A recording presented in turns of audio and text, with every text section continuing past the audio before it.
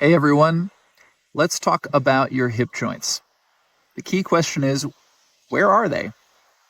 Now, you can look up an anatomical diagram online. It's not going to take very long, it's worth doing. But what I'd like to help you with is, where are they in sensation? Like when you're moving, where exactly do your legs swing from?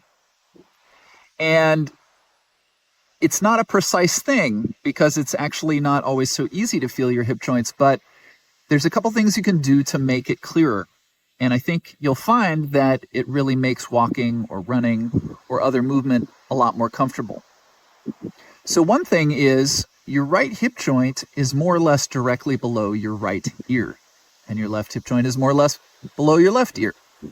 So look in the area of your groin, right? Some people think that the hip joints are further away from the midline than they really are. And you can test this directly when you're walking, or you could also lie on the ground and just roll your leg in and out, rolling it over the heel. But in any case, when you're making a movement where the top of the leg would be moving in the hip joint, you can imagine where your hip joints are, and you can pretend that they are a little further to the outside. And you can walk like that. Notice how that makes you walk. And then you can pretend that they're really close to the center, almost like if they were right in the middle together. And so it's going to be not exactly all the way to the outside, not exactly all the way to the inside, right? But you can play in your imagination with where they're located, and you might just find a place where it really feels more like, maybe they're right there. Now, one other question is, where are your hip joints relative to your spine? Now, that depends on the position of your pelvis.